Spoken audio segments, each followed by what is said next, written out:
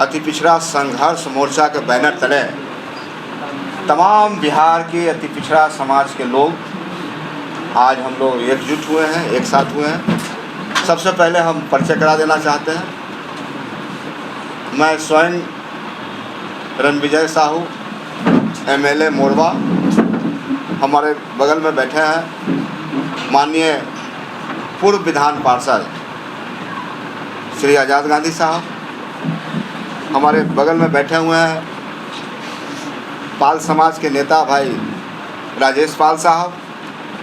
हम लोग के बगल में बैठे हैं प्रजापति समाज के सम्मानित प्रदेश के नेता उमेश पंडित साहब।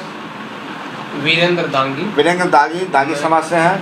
हमारे राष्ट्रीय प्रधान महासचिव चंद्रवंशी कल्याण मंच के प्रदेश अध्यक्ष सतीश चंद्रवंशी जी हम लोग के बीच बैठे हुए हैं। हम लोग के बीच इंजीनियर अरुण कुमार दांगी, प्रधान महासचिव अखिल भारतीय दांगी छत्तीसगढ़। अति पिछड़ा समाज के महिला मोर्चा से हम लोग के सिम्मी प्रसाद जी हैं और उपस्थित तमाम हमारे सभी सहयोगियों साथियों। सबसे पहले हम इस मंच के माध्यम से बिहार के लोकप्रिय माननीय मुख्यमंत्री, माननीय उप मुख्यमंत्री और राष्ट्रीय जनता दल के सुप्रीमो माननीय लालू प्रसाद यादव जी को बहुत बहुत बधाई और साधुवाद देते हैं कि बिहार में एक साहसिक कदम उन्होंने उठाने का काम किया। जातीय जनगणना बिहार में कराने के लिए, इसके लिए हम अपने मोर्चे की तरफ से बहुत बहुत बधाई और साधुवाद देना चाहते हैं। और इस मोर्चा का निश्चित रूप से जो गठन हुआ वो देश के लिए हुआ। 29 सितंबर को पटना के विद्यापति सभागार में हॉल में हम लोग ने एक जनसंवाद रखा।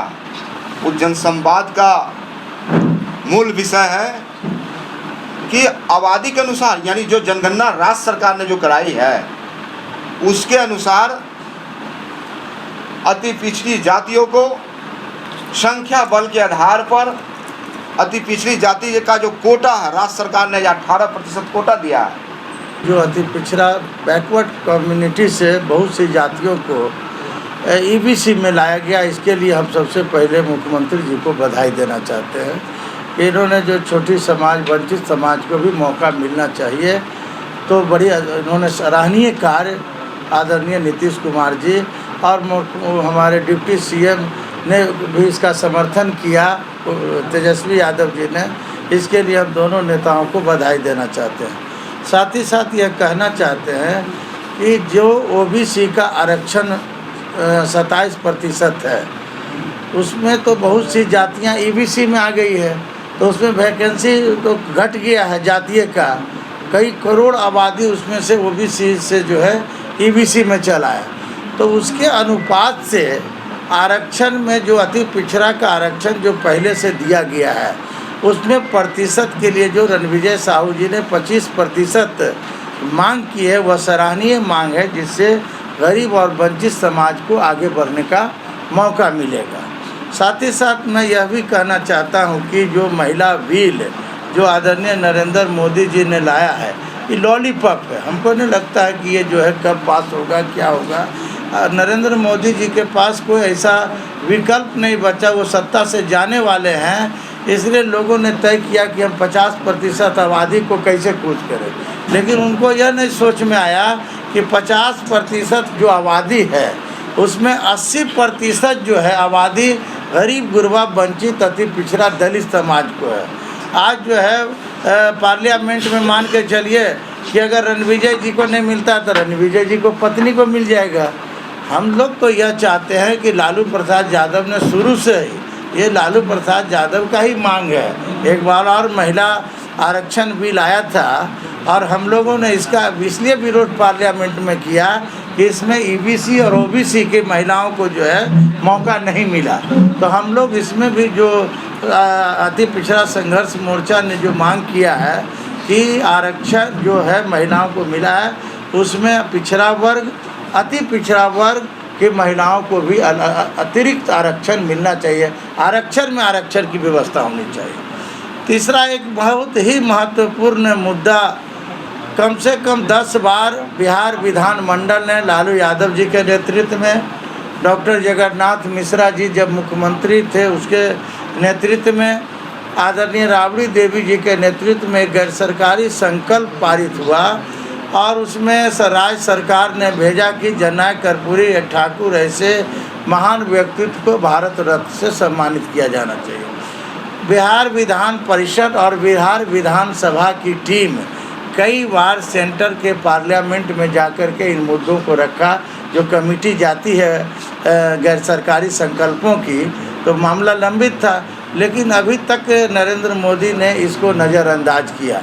आप देखे होंगे कि शताब्दी समारोह जब बिहार विधान परिषद का मनाया जा रहा था विधानसभा का, तो उसमें प्रधानमंत्री जी का भी आगमन हुआ।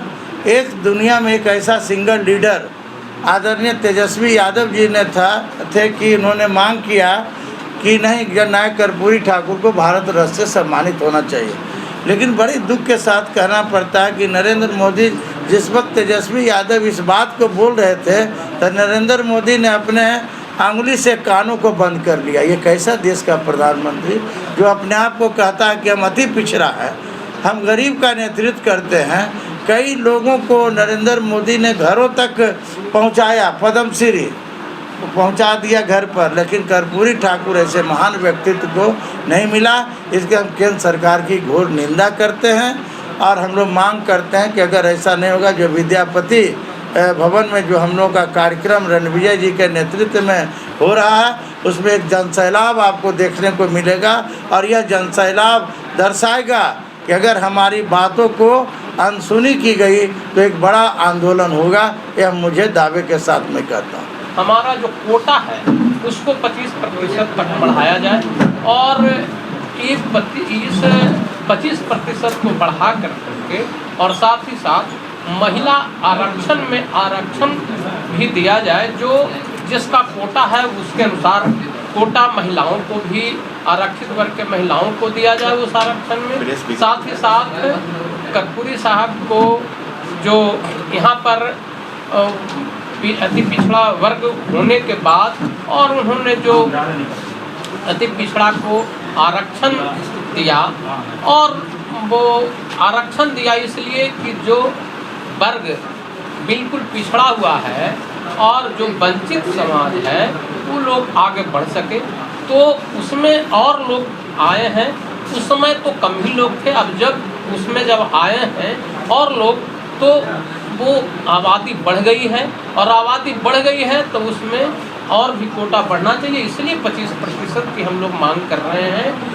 लेकिन सवाल यह है कि 27% में ओबीसी में से ही कितना मिल पाएगा, तो केंद्र सरकार का ये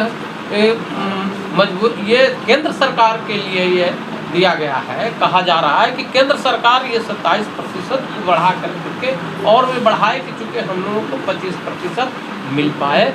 यही हम